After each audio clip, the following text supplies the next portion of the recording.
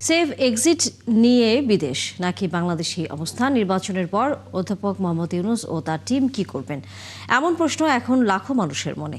আর তার উত্তর জানতে প্রধান উপদেষ্টার প্রেস সচিবের সাথে কথা বলেছে একাত্তর, জানাচ্ছেন মোহন ইসলাম। এক মাসের চেয়ে একটু বেশি সময় বাকি ত্রয়োদশ জাতীয় সংসদ নির্বাচনের। এরই মধ্যে সবকিছুর প্রস্তুতিও নেওয়া হয়েছে।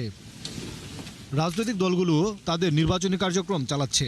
ভোট হলেই মেয়াদ শেষ অন্তর্বর্তীকালীন সরকারের। অনেকের প্রশ্ন, এরপর কি করবেন প্রধান উপদেষ্টা ডক্টর ইউনূস ও তার দল? বারবার বলেছেন ওনার যে আগের যে কাজগুলো সেগুলো কাজে ফিরে যাবেন। তিনি কি পরবর্তী সরকারে যোগ দেবেন এবং পরবর্তী সরকারের প্রতি তার মনোভাবই বা কেমন থাকবে? এটা আমি জানি না, এটা আপনি পরবর্তী সরকার আসুক তারপরে তো এটা তো অনেক ফিউচারের কথা। এই সরকারের সময় অনুমোদন পেয়েছে গ্রামীণ বিশ্ববিদ্যালয়, হাসপাতাল সহ কিছু প্রতিষ্ঠান প্রতিষ্ঠিত করি এবং ক্ষমতা হস্তান্তর শেষে এসব প্রতিষ্ঠানকে বাস্তবিকভাবে রূপ দেওয়ার কাজটি এগিয়ে নেবেন প্রফেসর ইউনূস।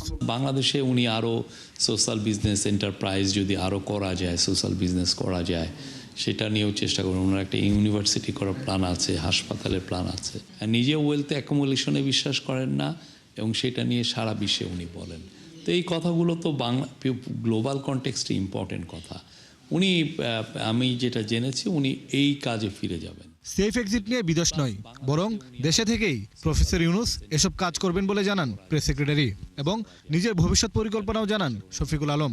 আমার প্ল্যান, আমি জার্নালিজমে ফিরে যাব ইনশাল্লাহ। ওনার তো অনেক কাজ, উনি সত্যিকার অর্থে সারা বিশ্বে উনি 3-0 ভিশনের কথা বলেন, উনি সোশ্যাল বিজনেসের উপরে সারা বিশ্বে উনি কথা বলেন। এর আগে আলোচিত 111 সরকারের প্রধান দুই ব্যক্তি বিদেশে চলে যান, আর অন্যান্য তত্ত্বাবধায়ক সরকারের উপদেষ্টারা দেশেই স্বাভাবিক জীবনযাপন করেছেন।